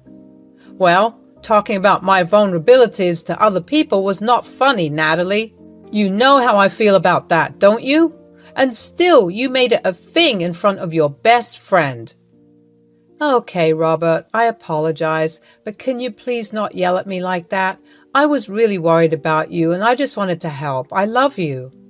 If you did, you wouldn't have done this. He didn't have dinner that day. He just went off to sleep. A few days later, he was getting ready for his trip when he called me in and told me that his mom was unwell and that I needed to take care of her. We had 2 bedrooms. He wanted to share the guest one with his mom. I was not upset about it. I just told him that it would be difficult for me to do everything since I had a job too. Well, keep a nanny then. That would be an extra cost, you know that. Then who will take care of my mother? Just don't worry about the money, Natalie. I will provide it too. But that never really happened. Robert was to be shifted to a new office in New York. He said he would call me and visit me now and then, but I could feel like our marriage was getting over. I wanted to spend a proper date with him that night. I took him out for dinner and had great food. We had fun, as one would normally do, but we also felt strained. After a few days, he left me. His mother started living with me. She was really old, but had one heck of an attitude. She was giving the nanny a hard time. Sometimes she would not eat. Sometimes when she did eat, she pretended to be sick. There were so many false scares that I had to take care of. I was getting tired of this. I wanted a break, like a real one. So I decided to go clubbing. That's where I met Louis. I never thought I would find myself caught in the web of an extramarital affair, but life has a way of surprising us with its twists and turns. It was a breezy evening when I first met Louis. We were both attending the same club, and from the moment our eyes met, an inexplicable connection sparked between us. He possessed a magnetism that drew me in, and as the night progressed, our conversations became deeper and more intimate. I found solace in Louis's presence, a refuge from the mundane routine of my married life with Robert. Our conversations were filled with shared dreams, hopes, and a level of understanding I had never experienced before. Louis made me feel seen, desired, and alive in a way that had long been absent from my marriage. Why are you still with him? You are stunning, Natalie, and you deserve someone who knows how to adore that personality. Your husband sounds like a total douchebag. No offense. I don't know. Maybe it's because I love him a lot, or maybe I think I still love him. I mean, understand that he is going through a lot, but he should know he's not going through this alone. I'm here, and I have never for once forced him into anything. He doesn't like the sound of IVF or adoption, but I don't get it. What's so wrong with seeking a different alternative? Damn, His personality screams insecure. Well, some guys just don't like considering their partners as equals. You tell me, when was the last time he made any effort for you? Like you told me he goes on frequent trips, right? Did he ever invite you to any one of them? Well, see, that says a lot, Natalie. I'm not here to encourage you to leave him. I am here to tell you that maybe it's time you stop fighting for something that is not worth it. If I were in your place, I would ditch him then and there. It's not as simple as you think, Lewis. His mother is involved now. I have to take care of her. Oh, I hate this. Why me? Hey, you were in a club, right? Just have fun as long as you're here. Don't worry about it.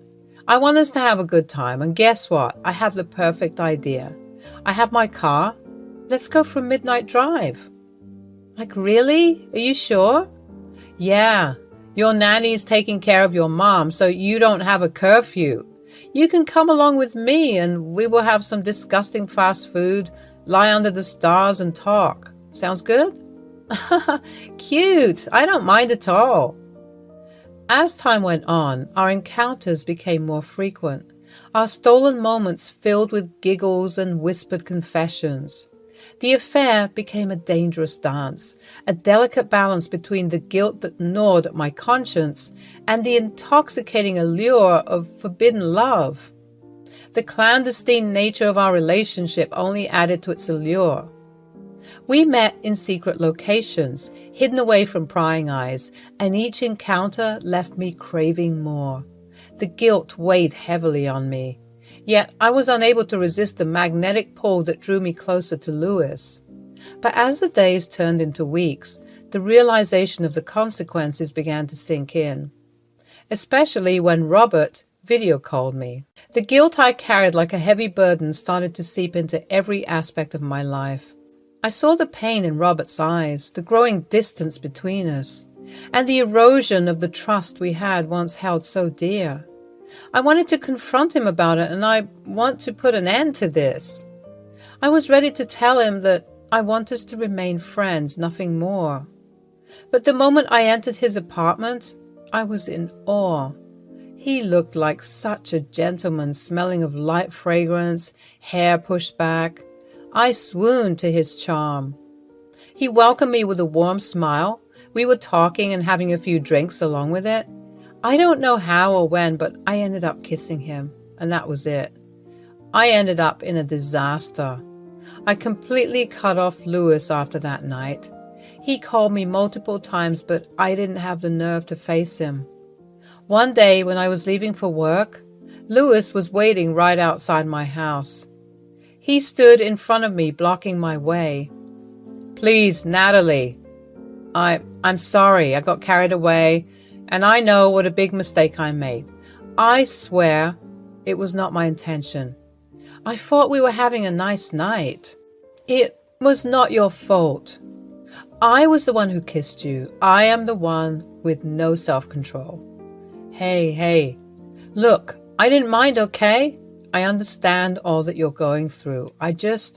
You know nothing about me. Don't even try. Nat, I had the most amazing night with you. I am not able to forget it. Be with me. I can keep you happier. Maybe I don't earn like Robert, but I can certainly keep you content. That man doesn't deserve you. I'm still married, Lewis. Please don't ask for something I can't give you. And please don't meddle with my matters. Let's forget this ever happened. I broke his heart that day. I pushed away the man who could have probably saved me. But well, I knew that was not the time. 2 weeks later, I took a pregnancy test and found out I was pregnant. I was happy and shattered at the same time. I knew for a fact this was Lewis's child. If Robert ever found out, he would. I shuddered at the thought. I told myself I would keep it a secret. When Robert came, he was shocked beyond imagination. He kissed me and hugged me and spun me around. He kept saying it was a miracle. He had a massive gender reveal party. I didn't know what else to feel. Louis tried to talk to me a lot through calls, but I kept avoiding him. You did what, girl? Please tell me you're joking. When did this happen? It's a long story, Lola, and I'm sorry, I don't know what else to do. Robert has no clue about this? Not even the nanny? No, just you. I don't have the nerve to say anything to anyone. What about Louis? Should I tell him? I can if you want me to. Would that be a good idea? Depends on if you like him, but I would advise you just go on with whatever is happening. Don't overthink. There is always a right time for everything. For now, keep it a secret. Years go by. Our daughter grows up unaware of everything. She has always known Robert to be her father. Robert doesn't change much. He was just getting older. His personality was still the same. He would only talk to Josie and sometimes make fun of me in front of her. Every time I told him why he does that, he kept saying it was harmless. He created an invisible wall between us. The weight of my secret had been growing heavier with each passing day, suffocating me under its immense burden. It was a secret that had eaten away at my conscience as I watched Robert interacting with Josie. I had hoped against hope that my indiscretion would remain hidden forever, sparing us all from the unimaginable pain that would follow. As further years went by, the facade I had carefully constructed was crumbling before my eyes, and I knew that the time for secrets had come to an end. We were planning on Josie's marriage. How time flies. They were sitting in the living room. I entered and told Josie to excuse us. Maybe because I was shaking a lot. Josie left immediately. What is it, hon? Something wrong? Well, if you have nothing to say, there are a few things I need to discuss. First of all, my salary has been cut to... Voice fades in Natalie's head. Jesus, did you even hear what I said? My money has been cut down. We need to save up. How much do you have in your bank? Also, my mother's allowances. Can you please shut up? I have something to tell you. With a heavy heart and trembling hands, I confessed the truth to Robert, laying bare the web of lies that had ensnared us both. The anguish in his eyes mirrored the pain that now consumed me. The man who had never loved and supported me had been betrayed most unforgivably. I forced myself to forget Louis, but I know deep down I loved him. He wrote me an email every year asking how I was doing.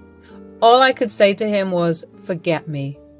I feel like this was unfair to Louis. You did what? You heard it. I don't want to repeat it. You are telling me that Josie isn't my daughter? No, she isn't. Then whose daughter is she? Which brat did you sleep with, huh? Tell me. And that is none of your business. Robert stood up, violently shaking the objects on the table. Josie heard the sound and came running. She was startled at the sudden shift of tension. What on earth? Why are you two fighting? Why don't you ask your filthy mother who is your real father? Come on, Natalie, tell your beloved daughter who you slept with years ago. Josie, please. I will explain everything later.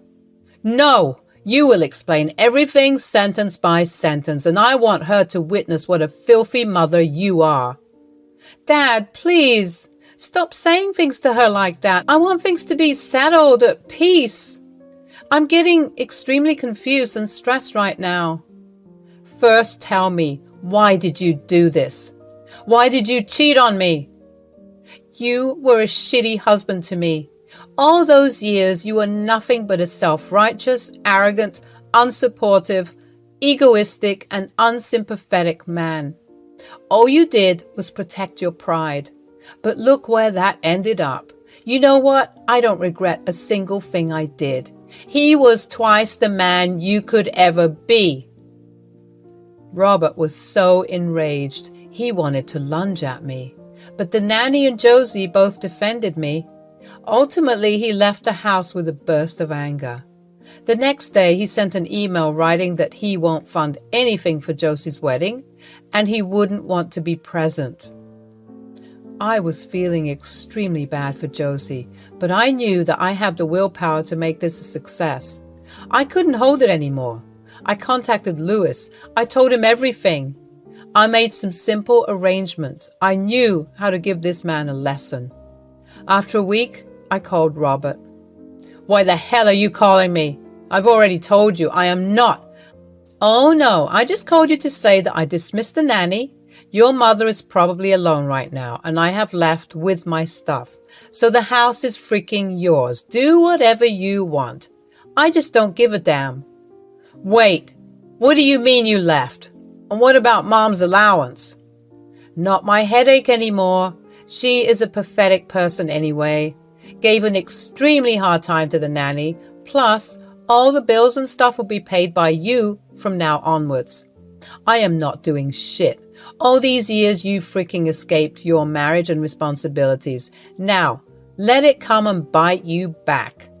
Wait a second, Natalie, honey, please. You know my expenses have gone down? I know. Just like I said, it is none of my business. Goodbye, Robert. I cut the call on his face. The tragic tale ends here. Louis and I met at a pub again, and it was so happy to see him. He was still the same, bubbly, cheery, and romantic. We both planned on Josie's wedding, and it was done at a fantastic location. Though the venue was small and compact, it was still warm and filled with people we genuinely loved. We had a joyous celebration with food, music, dance, and a lot of jumping around. Robert kept calling me. This time, when I cut the call, I felt no guilt whatsoever. I was with my daughter and the man that I love. The most beautiful part was I could reunite Josie with her true father, who walked down the aisle with her. I mean, I know I have a lot of explaining to do, but all that can wait for another time. Hi, I'm Joanne, and this is my story. I currently live in Tennessee. I was residing in Ohio with my parents before meeting Caleb, my husband. I am a married woman of 28. I never thought I would get married after my horrible breakup. I'm into long-term relationships. I was scared of flings and hookups. In other words, I'm a highly committed individual. It was a relationship for over 4 years. He cheated on me with my best friend. I was crazily in love with him, and I thought this would last, but maybe I was not good enough for him. He did the deed right before my birthday. He had been seeing Ashley more often than me. The day it happened, I remember it crystal clear. It was supposed to be a pre-birthday celebration. I was wearing his favorite dress and put on makeup just how he liked it. We planned to drink together and have a little time for ourselves. I invited Ashley because I cared and wanted her to not feel left out. That was the worst mistake. That was the worst mistake I have committed. I trusted her so much, and she completely flushed it out as if it never really mattered to her. All I wanted to do was spend some time after all the stress and everything in my own personal life. A few days after the incident, I received a phone call from Ashley, and she was profusely crying, saying that she was sorry for everything. I was numb at that point. I didn't want to go on with it. "Look, what's done is done. I don't want you to bring it up again. Please, I beg you." I understand. I didn't know this would happen, really. We were drunk and waiting for you, but then Yeah, somehow magically you guys were all over each other. Very believable, Ashley. "Please, Joanne, I don't want to lose you. You are my only friend. I don't even talk to him anymore. I've blocked him, I swear." "No, I can't give you another chance. I'm sorry. I need a lot of time to get over this, and I'm not bringing you back into my life for another drama. Ashley and I were close friends since high school. We're like an inseparable duo. People would associate our identities with each other to the point our teacher always used to mix up our names. This betrayal shattered me. I mean, more than the boyfriend, the best friend's actions are tormenting to the soul. That's why, when I met Caleb, I had my walls up. I knew if I made one more mistake, I would never be able to come out of it. I still remember the day I met him. The faint jingling of the bookstore's bell signaled my arrival, and I stepped inside, seeking refuge within the familiar scent of old pages and ink. As I roamed through the shelves, I felt stiff. It was like my body was cautious of very minute sounds and movements. I was here for books, not for romance. Out of the corner of my eye, I noticed the guy staring at me, and I couldn't deny that he was good looking. My instincts warned me to be wary, but his persistent gaze was unsettling, making me feel uneasy. Did he see something in me that I wasn't ready to reveal? Trying to ignore his attention, I focused on the books, pretending not to notice him. But every time I turned, his eyes seemed to follow me like a shadow, never ceasing to stare. I wondered what his intentions were and why he insisted on making me feel this way.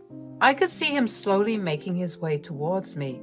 I shifted my attention to my book, pretending nothing was happening. Hi there. Excuse me.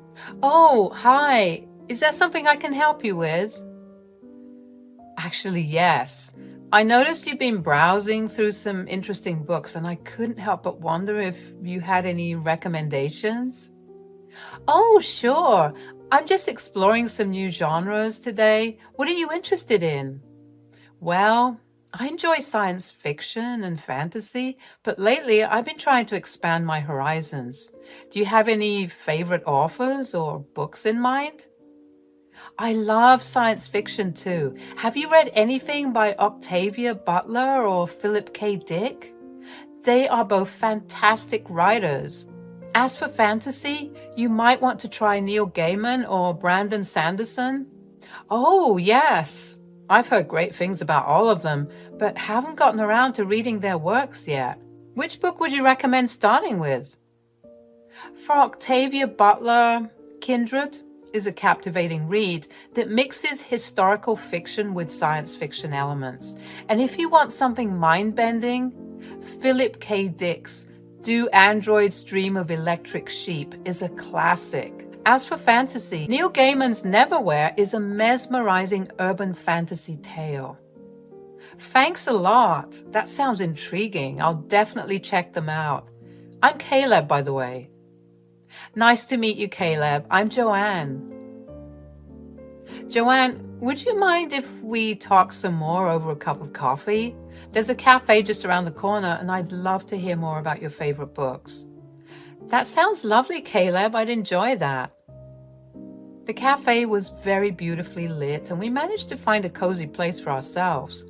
My wariness towards Caleb eased a bit, and I could finally feel comfortable talking to him.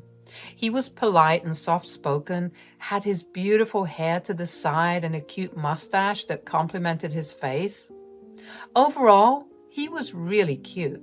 I mean, as long as love wasn't involved, I was on the safe side. I was in desperate need of a friend anyway, someone I can really trust. He and I ordered almost the same kind of beverages and snacks. We looked at each other and laughed. The waitress clearly thought we were a couple, so she insisted to give us a couple discount that was valid for that day. We knew it was a good offer, so we took it. Sorry, I hope you didn't mind that we took the discount. I mean, it was so very tempting. Not at all. I mean, I'm all about getting things cheap. Besides, they wouldn't know. Then I'd want you to try their chai latte. It is super soft and creamy. You would totally love it. Caleb and I were engaged in a friendly chat at the quaint cafe when suddenly the door swung open and my heart sank at the sight of Ashley entering with a friend. I could feel my emotions churning, memories of the painful betrayal flooding back despite her apologies, trying to maintain my composure. I forced a smile at Caleb, hoping he wouldn't notice the turmoil within me, but it was too late. The hurt was evident in my eyes. I could feel the weight of the past bearing down on me, and I knew I had to get out of there before I completely unraveled. Excusing myself, I jolted out of my chair, not wanting to confront Ashley or her friend. Caleb, ever perceptive, noticed my sudden distress and without hesitation followed me out of the cafe. I don't care if Ashley saw me. If she had the slightest remorse towards me, she wouldn't follow me. Joanne, wait, what happened? I'll explain everything later, I promise. I just don't want to deal with it right now. He nodded understandingly, giving me the space I needed. We stepped outside, the cool breeze offering a small respite from the overwhelming emotions inside me. He had to go back inside and request a waitress to pack all the things we ordered. I made a scene. I felt so embarrassed about it. We could have had a nice time, but why today and why Ashley? I sometimes wonder, do bad coincidences happen on purpose to piss people off? There are so many other places to eat, but she decided to come at this one. I ran towards a nearby bridge and stood there panting. Caleb followed me soon after. His hand was full of all the items. Hey, Joanne, how about we sit here on this bench? I'm sorry for the things. I really didn't mean for it to happen. I actually met someone I really dislike. You know what? I have all the time right now. You can share anything with me. I mean, if you want to. I took a breath and started venting everything from the start. I'm pretty sure Caleb was trying to process everything at once. I mean, it can get a little overwhelming. He placed a comforting hand on my shoulder. I understand, Joanne. I can't even imagine how difficult it must be for you. But remember, you don't have to face this alone. And trust me when I say, that guy doesn't deserve you. I mean, who could ever ditch a girl like you for some Ashley? Really? That is really sweet of you to say. You were really understanding for someone I first met. Thank you, Caleb. Well, I know it's not the same, but I do have a similar issue with my mom. She can get on my nerves sometimes. I mean, she was the kind of woman who would make mistakes and then apologize and then repeat it all over again. My dad had a really hard time with her. That is the reason why I'm actually on a small solo trip here. I'm originally from Tennessee. I'm sorry. I didn't know. Are your parents still together? No, they separated ever since I was 15. But Mom refused to leave because she had nowhere else to go and my dad's money was her only source of income. My dad refused to stay, so he left. What exactly did your mom do? Well, she put our expenses on the line with all her impulsive purchases, plus she had a drinking habit. She was not really herself every time she was under the influence. I see. As we sat there, a sense of gratitude washed over me for having Caleb by my side during this vulnerable moment. He took the courage and strength to share his own life story. Despite revisiting our shitty memories, there was also a glimmer of hope that maybe with this friendship and support, we could find healing and move forward from the pain of our past. This started a whole new episode for me. After our unexpected encounter in the bookshop, Caleb and I continued spending more time together, forming an unexpected bond that felt both comforting and natural. Even though I tried my best to keep my guard up, Caleb's soft nature and warm composure broke down the layers of my walls one by one. He had a few more days to stay before he returns to his hometown. I felt sad. I really didn't want him to go, but he promised he would keep in touch. Will we ever see each other again? I mean, I have had a great time with you. I actually would love it if you can visit Tennessee. I can show you around, take you out on cozy cafes without Ashley suddenly ruining it. I might actually. It has been so long since I went anywhere without my parents tagging along. I've left my job recently, struggling to look for another one, so yeah, everything is so messed up in my head. I need a break. Caleb left after a week and I was left with a heavy heart. I went to see him off at the airport. I made a mistake. I fell in love. Again. I was in my room trying to process everything when my phone blinked. It was Ashley. She messaged, "Are you free? Gotta talk, please." I had no energy left to deal with this bullshit. I fell asleep. The next day, I was out applying for other jobs when I got a text from Caleb. He said he was safe and his mother was throwing mad tantrums at him. He was really frustrated, so he locked himself in his room. I'm not going to lie when I say I was falling madly in love with him. I wanted to call him. This was just the beginning. I was letting him in my life. I had been hurt in the past, and the fear of getting hurt again had kept me guarded for so long. But with Caleb, it was different. He had shown me patience, kindness, and empathy, and I couldn't deny the genuine care and affection I felt for him. We didn't keep a proper check of the date, so I am unsure when exactly we started dating. It was long distance at first, but then I decided to meet him in Tennessee. His mother was extremely impolite, but Caleb somehow managed the situation. He mentioned to me beforehand that things might get a little difficult. Isn't that what love is? Being for each other? Caleb, need to tell you something. We were sitting on a bench in the park, the sun setting in a blaze of colors on the horizon. As I looked into Caleb's eyes, I realized that I couldn't keep pretending that my heart wasn't yearning for more. What is it, babe? You've been so patient and understanding, and I've come to care for you deeply. I can't pretend that I don't have feelings for you.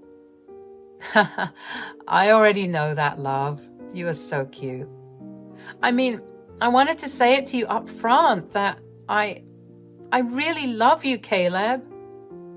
We hugged and stayed there for a while. I wanted time to stop, like literally. I wanted to give my heart a chance, just this one time. I made him visit my parents. We had a lovely time together. My parents were more than happy to see me healing and enjoying myself. They definitely looked at Caleb as an ideal son-in-law.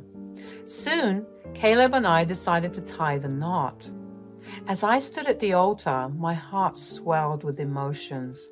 I couldn't believe how far we had come. From that chance meeting at the bookshop to this moment of saying, I do. All those moments of vulnerability, support, and love led us to this very moment. I looked into Caleb's eyes, and the love I saw mirrored back at me was overwhelming. We faced our fears, shared our deepest secrets, and supported each other through both joy and sorrow. Our love had grown stronger with each challenge we overcame, and I knew in my heart that he was my partner, my confidant, and my best friend. But I wish we had some respite. On the day of the ceremony, his mom barged into the venue, trashing everything around and screaming loudly, saying that I was taking over their lives. Caleb confirmed she was drunk. His friends came and took her away. She later apologized to Caleb, saying that she was sad. Oh, so that's why you decide to trash on my important day. You always do that. You are beyond help, Ma. I know I messed up. Please don't be mad, my baby. I was just cautious about who you were bringing home. Just shut up. You always do this. You have done it multiple times by now, to the point it is ridiculous. Just go back to your room. Please, dear. I've changed a lot. I promise I won't ever do this. I wanted to be a part of your celebration. Then I met up with Brian, and he gave me a small thing to drink.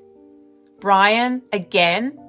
You never learn. And you know what? I have no hope for you. Caleb and I were trying our best to adjust to his mom. She would have weird tantrums, often yell at Caleb for no reason, and randomly demand him to take her out to a restaurant or a drive. Caleb tried his best to take care of her rancid behavior, but it was getting out of hand. We decided to move out soon, especially after the violent argument Caleb had with his mother a few days back. Jessie's attitude was a significant source of tension and difficulty for both Caleb and me. It was clear that she had trouble accepting me as her son's partner, and her possessive and controlling behavior caused numerous challenges for us. Caleb decided we should take another holiday. He secretly booked tickets for us. Are we really going to Australia? What the? I took a sick leave from work. I told them it was really urgent. I know this would be quite inconvenient and I would probably get fired, but I can't deal with this woman. Well, will it be like a honeymoon? Yes, of course, it is a honeymoon. Why else do you think I'm pondering over certain reservations? But I also have to buy a ticket for my dad. He wanted to visit Tokyo forever. Let's see what's available. We were talking really softly, but I could see Jessie trying to eavesdrop from the corner of my eye. Damn, she must think she was missing out. Ever since that day, she would insist on spending more time with her. I mean, I wouldn't really call that spending time. It was more attention-seeking. She would barge in on us while we watched a movie together or wanting to join us everywhere we went. Caleb told me to be very careful not to leak any information about the trip. But I had some other plans in my head. I wanted to see what happens. So one evening when I was sitting alone on the couch, she came and sat right beside me. So, are you guys planning to go somewhere for, honeymoon? Actually, yes, we were. Either Japan or Korea. I mean, you can give a little bit of advice on which would be the best. Either one sounds good. I would suggest Japan. That seems just like the place for boring couples like you. Boring? You heard me. When I was your age, I was quite the stunner, and men used to flock around me in a snap. We had parties and booze and long drives. Quite the days. I would have been a free eagle if not for his wretched father. Stupid man, manipulating me to have feelings for him. Disgusting. I see. I'm telling you, woman, falling in love is trash and it won't get you two anywhere. Caleb is just a bird in your cage, trapped and flightless. So freaking boring. Okay, enough, Mom. Leave us alone now. I turned around to see Caleb was back with groceries. He looked worried and angry, and he wasn't happy with Jessie sitting next to me. He put the groceries on the table and pulled me by the hand and took me to the other room, away from the mother. He tried his best to separate me from Jessie as much as possible. He told me he was looking for a different apartment. We would leave this house. He just couldn't bear living here, even for a second, especially now that I'm part of his life. A few weeks later, we were almost on our way to Australia. We were happy, excited, and relieved. I could finally see Caleb's eyes twinkle again. Also, I sometimes wondered, will his mom really follow us? Because if she does, she would have quite the surprise waiting for her. It's been 3 days since we were in Australia. We were roaming around, seeing places, when suddenly Caleb got a missed call. It was Jessie. At first, Caleb wanted to avoid, but I nudged him to attend it. When he called, he was baffled by the amount of swearing he had to hear. Apparently, Mom did book a ticket to Japan from LA. She was standing at the Japanese airport when she called Caleb's father desperately. He said that we were in Australia. Now she doesn't have enough money on her to buy a ticket back home, so she requested him if he could manage to get her some. What a woman. I laughed my guts out, but I was scared that Caleb was going to get mad at me. Was this your doing, babe? I'm sorry. She was asking about it, so I lied. I really didn't expect she would actually do that. Oh my God. I'll apologize to her. Nope, no need. You are a savage, baby. Damn, I never thought you had it in you. Wait, you're not angry at me? Of course not. That woman probably deserved it. But now the question is, should we give her the cash to come back, or should we let her have her fun? I think she should have a chance to be free. She was complaining about that a lot lately, so yeah, let her be there.